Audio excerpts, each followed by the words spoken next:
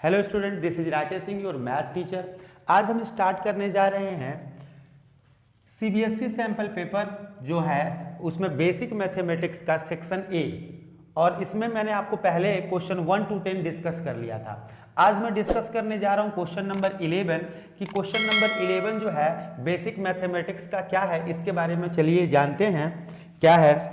चलिए देखते हैं क्वेश्चन नंबर 11 के बारे में।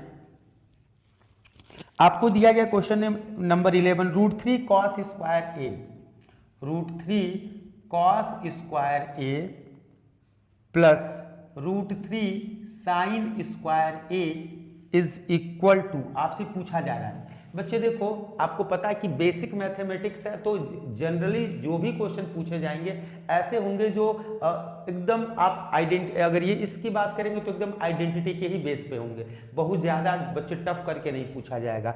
तो देखो इसमें क्या करना है, आपको आइडेंटिटी तो याद होगी। सबसे पहली आइडेंटिटी होती है कि sine square A plus cos square A equal to 1 या sine square theta plus cos square theta equal to 1। यहाँ पे आप देख रहे हो कि √3 को हम कॉमन ले सकते हैं और यहाँ से हो जाएगा बच्चे cos square A plus sine square A is equal to, आपको पता है कि आइडेंटिटी इसकी क्या होती है, इसकी आइडेंटिटी 1 होती है। तो मल्टीप्लाई अगर मैं इसको करता हूं तो कितना आ जाएगा √3।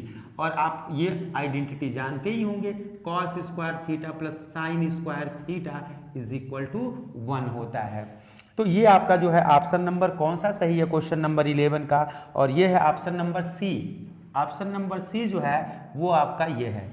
अब हम बात करते हैं क्वेश्चन नंबर 12 की। तो क्वेश्चन नंबर 12 जो है वो देखिए क्या है, लिखा द वैल्यू ऑफ cos 1, आपको दिया है cos 1 डिग्री की वैल्यू, cos 3 डिग्री की वैल्यू, cos 4 डिग्री की वैल्यू आपको दी गई है, cos 2 भी है इसमें, तो ये हो जाएगा cos 2, cos 3, ऐसे बच्चे एंसोवान आपको दिया है, cos 4 की भी वैल्यू है, और ऐसे एंसोवान आपको दिया है cos 90 की वैल्यू।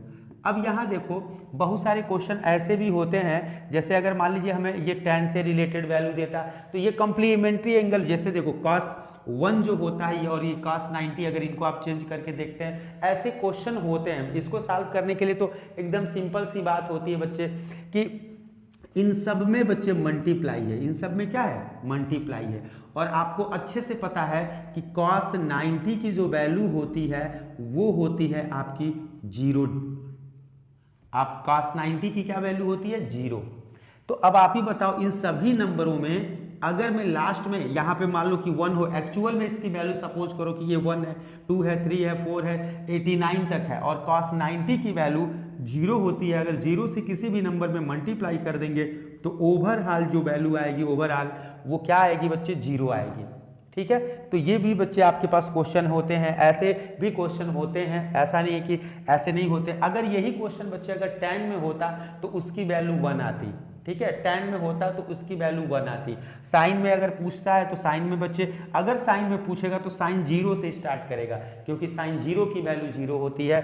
अगर यहाँ पूछा तो cos 90 तक जाएगा, क्योंकि उसको पता है कि cos 90 की वैल्यू जो होती है वो 0 होती है। तो ये हो गया बच्चे क्वेश्चन नंबर 12, और क्वेश्चन नंबर 12 जो है ये ऑप्शन जो है आपका बी है। तो ऐसे ही क्वेश्चन आपको करते रहने हैं, और क्वेश्चन जो होगा एकदम इजी ही पैटर्न में होगा, ऐसा नहीं कि क्वेश्चन आपके बहुत ज़्यादा टफ होने वाले हैं। तो अब हम डिस्कस करते हैं बच्चे क्वेश्चन नंबर 12 के बाद 13 के बारे में। लिखा है if the perimeter of a circle is equal to, आपको दिया है बच्चे पेरीमीटर ऑफ सर्कल जो है वो इक्वल है किसके, तो लिखा हुआ है is equal to that of a square. ठीक है, एक स्क्वायर के इक्वल है, और क्या perimeter of circle is equal to perimeter of square. Then the ratio of their areas, आपको उनके रेशियो बताने हैं, एरिया का रेशियो बताना है। तब यहाँ पे अगर आप देखते हैं तो 13 क्वेश्चन में दिया पेरीमीटर और क्या कहते हैं सर्कल और किसके बीच में है, स्क्वायर के बीच में। तो सर्कल और स्क्वायर के बीच में है, तो अगर अब हम बात करते हैं तो चलिए देख लेते हैं। क्वेश्चन नंबर जो है वो है आपका 13। तो चलिए पेरीमीटर ऑफ सर्कल आपको दिया है बच्चे कि पेरीमीटर ऑफ सर्कल, आपको सर्कल के बारे में दिया है। तो सर्कल जो होता है वो आपके पास, आपने ऐसे लिख लिया या जो भी है ये चीजें आप देख लें।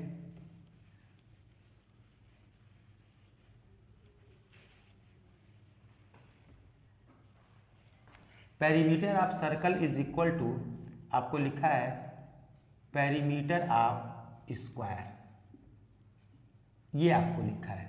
तो पेरीमीटर ऑफ सर्कल जो होता है बच्चे वो होता है आपके पास 2 पाई r, और पेरीमीटर ऑफ स्क्वायर होता है 4 इंटू साइड। तो यहाँ से बच्चे देखो आपके पास 2 से ये 4 डिविजिबल है, 2 आ जाएगा, और यहाँ से अगर हम बात करें तो side is equal to pi r by 2। आपको साइड की वैल्यू क्या दी गई, पाई r बाई 2। अब इसमें हमसे क्वेश्चन में पूछा जा रहा है कि फाइंड द, ठीक है, then the ratio of their areas, आपको बताना है, ठीक है। तो ये हो जाएगा आपके पास निकालना एरिया ऑफ स्क्वायर और एरिया ऑफ, आपको क्या निकालना है, सर्कल। आपको फार्मूला अच्छे से पता है, एरिया ऑफ स्क्वायर होता है बच्चे साइड का स्क्वायर, और एरिया ऑफ जो सर्कल होता है वो होता है बच्चे पाई r स्क्वायर। अगर मैं बात करूं साइड की, तो साइड मेरे पास है पाई r बाई 2 का होल स्क्वायर, और यहाँ है बच्चे पाई r स्क्वायर। इसको अगर मैं सॉल्व करता हूँ तो पाई का स्क्वायर, r का स्क्वायर, 2 का square, 4 divided by pi r square. यहाँ से अगर आप देख रहे हैं तो r स्क्वायर से r स्क्वायर कैंसिल, एक पाई से बच्चे एक पाई कैंसिल होगा, ये हो जाएगा पाई बाई 4, और बस यही आएगा आपके पास, ये आगे बच्चे पाई बाई 4। पाई की वैल्यू होती है आपके पास 22/7, तो 7 बच्चे नीचे आ जाएगा, और नीचे आपके पास क्या है, 4 है। तो ये आपके पास हो जाएगा पाई बाई 4 है। और यहाँ से बच्चे क्वेश्चन में कहा था कि 22/7 4 कितना होता है 28, 2 से 11 टाइम में, 2 से 14 टाइम। क्वेश्चन में थोड़ा सा ध्यान दीजिएगा बच्चे, क्वेश्चन में इसमें लिखा हुआ है क्या, पहले क्वेश्चन में पहले लिखा है if the perimeter of circle, तो हमें सर्कल को ऊपर रखें, तो इसी बात को बच्चे हम ऐसे लिख सकते हैं, area of circle, area of circle जो होगा वो एरिया ऑफ स्क्वायर के, एरिया ऑफ स्क्वायर से क्या होगा, तो सर्कल को ऊपर करेंगे तो 14 डिवाइडेड बाई 11 या 14⁻11। आप शुरू में ही ध्यान दे के लिख लीजिएगा, तो ये आपको रेशियो मिलेगा। और ये जो आएगा कौन सा ऑप्शन है, तो आपके पास जो ऑप्शन दिया है वो है बी ऑप्शन। तो ये आपके पास हो गया बच्चे बी ऑप्शन, ठीक है। जब पहले आपको सर्कल दिया तो सर्कल को आप पहले लिख लीजिएगा, तो ये आपके क्वेश्चन जो है वही आएंगे जो आपको डिमांड है इसकी। अब अगर हम बात करते हैं क्वेश्चन नंबर 14 की, तो इसमें लिखा है if the radii of 2 circle, radii of 2 circle, 2 circle के बच्चे रेडियाई का रेशियो दिया है, तो उनके एरिया का रेशियो पूछ रहा है। तो आपको पता है कि अगर रेडियस आपको दिया गया और एरिया का पूछ रहा है तो वो स्क्वायर में होगा, ऐसा आपको पहले से पता है क्योंकि फार्मूले आप जानते हैं। और ये है बच्चे क्वेश्चन नंबर 14। तो इसमें अगर हम देखते हैं तो इसमें दिया हुआ है कि if the radii of 2 circle, तो ये हो जाएगा कि रेडियस 1 डिवाइडेड बाई रेडियस 2 आपको दिया हुआ है कितना, तो ये 4/3 दिया हुआ है। अब इसमें आपको कह रहा है एरिया आपको बताना है, तो आपको बताना है बच्चे एरिया 1 बाई एरिया 2 का रेशियो। तो एरिया का फार्मूला होता है पाई r1 स्क्वायर, और ये हो जाएगा पाई r2 स्क्वायर। तो पाई से पाई कट जाएगा बच्चे, r1 बाई r2 का जो है ये होल स्क्वायर हो जाएगा, और r1 और r2 की वैल्यू आपके पास है 4/3 का होल स्क्वायर। तो 4 का स्क्वायर 16, 3 का स्क्वायर 9, ये आप लिख सकते हो 16:9। और ये क्वेश्चन नंबर 14 में जो ऑप्शन है वो है option number C. Question number 15 बच्चे एक चीज ध्यान दीजिएगा, जब भी रेशियो के क्वेश्चन हो तो जो बातें जैसे कह रही हैं वैसे ही आप स्टार्ट करिएगा, ठीक है। r1 r2 का रेशियो दिया था, एरिया 1 एरिया 2 का रेशियो पूछ रहा था, आपको दोनों देगा। अगर आपने थोड़ा सा भी बदल दिया तो आपको लगेगा कि 9:16 सही है, लेकिन क्वेश्चन के अकॉर्डिंग अगर जाएंगे तो 16:9 सही है। आइए क्वेश्चन नंबर हम 15 की बात करते हैं। लिखा the total surface area of solid hemisphere of radius 7। तो आपको रेडियस की वैल्यू दे दिया है 7 सेंटीमीटर, और surface area of solid hemisphere, तो सरफेस एरिया ऑफ हेमिस्फीयर आपके पास क्या होता है, तो आपको याद होगा बच्चे फार्मूले, तो फार्मूले होते हैं बच्चे 3 पाई, ठीक है, r square. Surface area of hemisphere, तो टोटल सरफेस एरिया आपसे पूछा जा रहा है, लिखा जाता है सरफेस एरिया ही, तो ये हो जाएगा 3 पाई आर स्क्वायर। 3 पाई की वैल्यू 22/7 और आर की वैल्यू बच्चे स्क्वायर ऑफ 7, यही होगा। तो यहाँ से बच्चे किस टर्म में लेके आना, ये तो पाई के ही टर्म में लेके आना बच्चे, तो पाई के टर्म में ले आना, तो पाई की वैल्यू आप मत रखिएगा, पाई ही रहने दीजिएगा, और ये हो जाएगा 3 × 7 का स्क्वायर 49 और ये पाई, तो 3 9 जा 27, 2 हुआ और 3 4 जा 12, 2 14, ये आ गया बच्चे 147 पाई, और ये है बच्चे 147 पाई जो है वो डी ऑप्शन है। ध्यान देंगे बच्चे, थोड़ा सा भी तेजी करेंगे तो 174 भी दिया हुआ है, तो ये बच्चे आप जल्दी में बच्चे ये सब गलतियां होती हैं, तो क्वेश्चन जो होंगे आप ध्यान दे के ही करेंगे। क्वेश्चन नंबर जो 16 है बच्चे वो आपको दिया हुआ, तो 16 तो आप ऐसे ही कर सकते हैं, 16 के लिए कोई स्पेस की तो ज़रूरत है नहीं। क्वेश्चन नंबर 16 में ये कह रहा है कि for the following distribution the upper limit of model class, model मतलब होता है जो मैक्सिमम फ्रीक्वेंसी दी जाती है, तो आप ध्यान से देखेंगे मैक्सिमम फ्रीक्वेंसी दी गई है 15 to 20 और 20, ये 20 मैक्सिमम दिया है, तो जब मोड के लिए हम फाइंड आउट करते हैं हम तो सबसे बड़े नंबर को देखेंगे और वो है 20। यहाँ से कह रहा है इस क्वेश्चन में आप हमको बताइए द अपर लिमिट, इसकी अपर लिमिट कितनी है, तो इसकी अपर लिमिट कितनी है 20, तो जो अपर लिमिट होगी वो हो जाएगी 20, और इसका ऑप्शन जो दिया है क्वेश्चन नंबर 16 का वो है ऑप्शन नंबर सी, तो ये आपके पास हो गया। क्वेश्चन नंबर 17 जो है इसको हम देखते हैं, तो 17 में आपको दिया हुआ है mean of the following distribution 2.6, आपको मीन की वैल्यू दी गई है। देखो ये क्वेश्चन है, इसको थोड़ा सा आपको सॉल्व करने की ज़रूरत पड़ेगी, इसको जब आप सॉल्व करेंगे बच्चे तभी ये लगेगा, तो सॉल्व कैसे है तो ये देख लीजिए।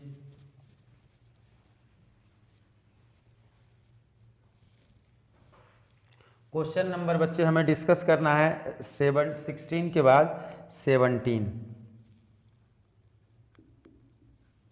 इसमें आपको दिया x मतलब xi दे दिया है, और वो नंबर है आपके पास 1 2 3 4 5, 1 है 2 है 3 है 4 है 5 है, और fi या f आपको दे दिया फ्रीक्वेंसी 4 5 y, 4 है 5 है y है 1 है 2 है 1 है 2 है। अब आपको पता है मीन निकालने के लिए हम ये लिखते हैं मीन इज इक्वल टू होता है sigma fi xi by sigma fi, तो यहाँ देखो बच्चे हम इसको ऐड करेंगे, सिग्मा fi की जरूरत पड़ेगी, तो 4 5 9 1 10 2 12, 12 प्लस ये स्मॉल लेटर का y होता है y।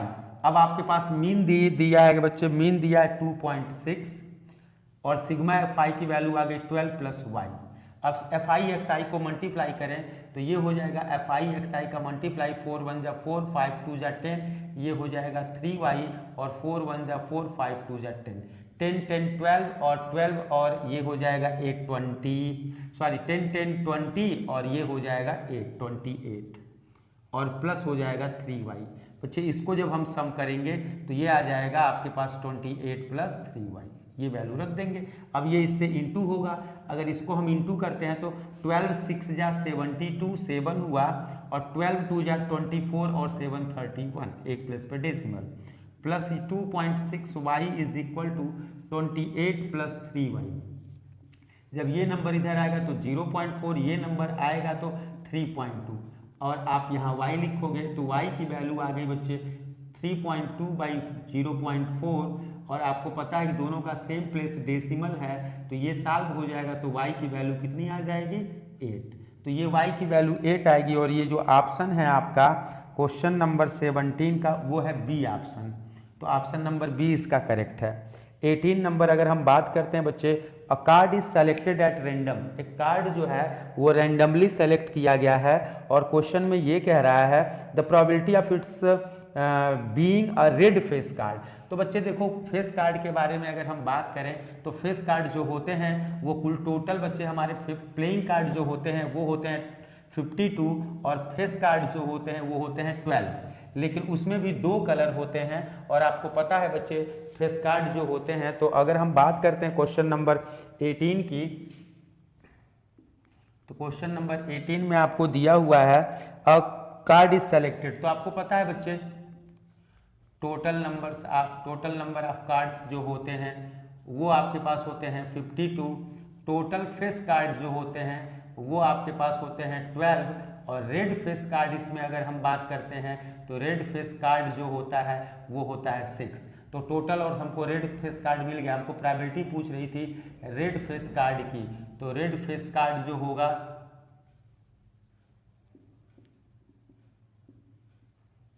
तो ये हो जाएगा आपके पास टोटल नंबर आपके पास है 52 और ये है 6। तो आपको पता है इसको डिवाइड करोगे तो 2 से होगा 2 3 जा और ये हो जाएगा 2 से 26। तो ये 18 का जो है ए ऑप्शन करेक्ट है। अब इसमें अगर हम बात करते हैं क्वेश्चन नंबर 19 और 20 की, तो बच्चे आपको पता है कि 19 और 20 जो है वो असर्टेन और रीजन के क्वेश्चन है। तो बच्चे देखो असर्टेन और रीजन के क्वेश्चनों की अगर हम बात करते हैं तो इनको कैसे बच्चे, आपको तो पता है कि इनके ऑप्शन तो कभी चेंज होते नहीं हैं। इनके जो ऑप्शन दिए गए हैं वो ऑप्शन तो हमेशा ABCD वही ऑप्शन रहेंगे जो आप पढ़ के जा रहे हैं। इन ऑप्शनों में कोई बदलाव नहीं होता है। और आपको पता है कि वो कंडीशन हमको चेक करनी होती है। जैसे क्वेश्चन नंबर 19 में कह रहा है असर्टेन, आपको कह रहा है बच्चे क्या कि इसमें HCF आपको दिया हुआ है, एज जो है वो HCF दिया है 510 और 92 का और वो 2 है। ठीक है, HCF जो है इसका वो 2 है, ये बात हमारी सही है। ठीक है, और यहाँ जो कह रहा है LCM, तो LCM जो आपको कह रहा है वो दिया है कि 510 और 92 का हमारे पास जो LCM है वो कह रहा है 32460। ये नंबर आपको दिया हुआ है। तो सबसे पहले हम अपना असर्टेन चेक करते हैं क्या ये सही है।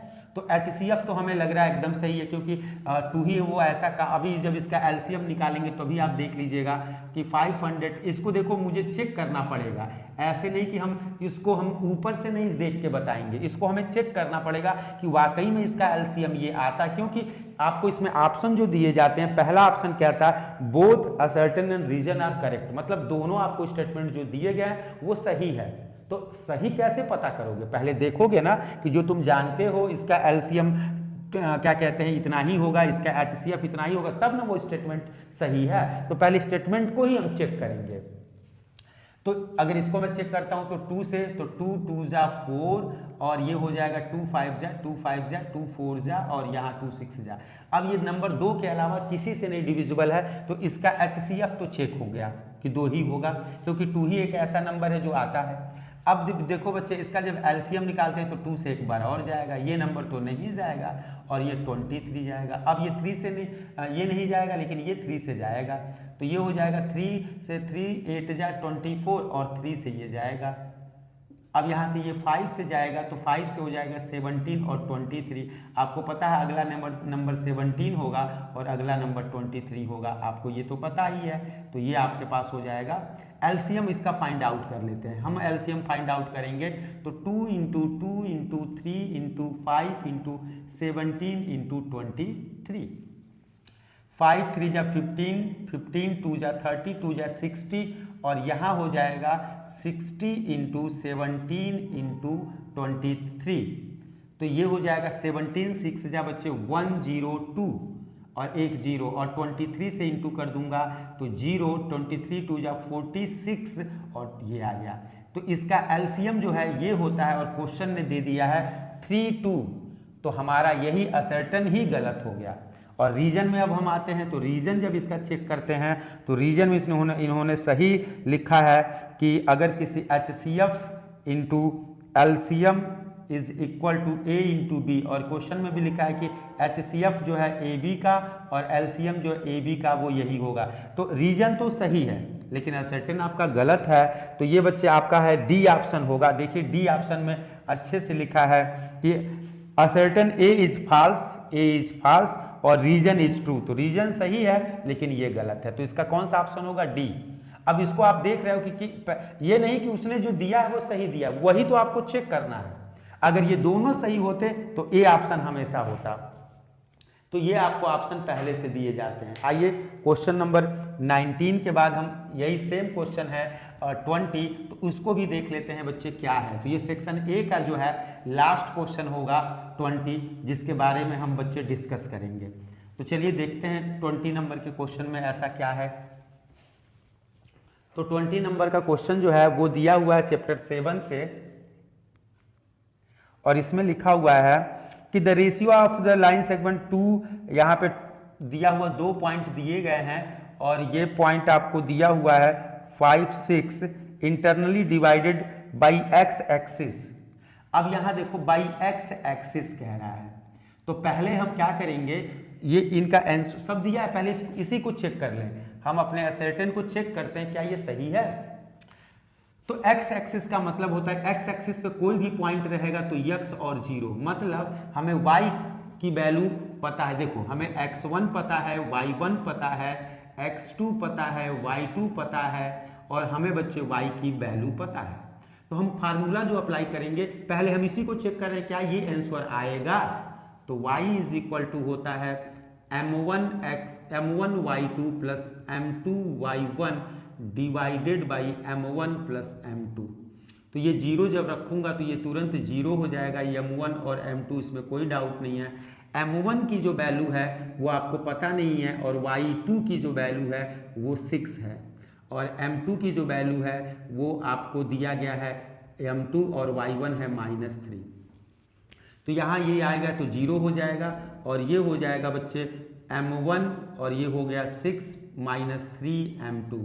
तो ये इधर लेके आ जाओगे तो m1 माइनस में होगा 6 m1 is equal to -3 m2। तो ये दोनों कैंसिल, m1 अपान m2 की जो वैल्यू होगी 3/6 होगी या 1/2 होगी या 1:2 होगी। मतलब अगर इन दोनों पॉइंट को एक्स एक्सिस जो है डिवाइड कर रही है तो इसका जो रेशियो आएगा 1:2 आएगा, मतलब ए हमारा सही है, असर्टेन हमारा सही है। अब रीजन पढ़ते हैं कि रीजन क्या कह रहा है। रीजन कह रहा है कि as the formula of the internal division mx2 plus nx1, formula भी सही दिया गया है बच्चे, फार्मूले भी हमारे, रीजन भी सही है, असर्टेन भी सही है। इसका मतलब इसका जो ऑप्शन होगा वो होगा बच्चे ए। ये ऑप्शन क्या होगा बच्चे, ए होगा। तो यहाँ से बच्चे आप सेक्शन ए के जितने भी क्वेश्चन थे हम लोगों ने सॉल्व कर लिए। अब बच्चे नेक्स्ट वीडियो में मैं आपको बताऊंगा सेक्शन बी के क्वेश्चन जो आएंगे बच्चे 2 मार्क्स के। Thank you.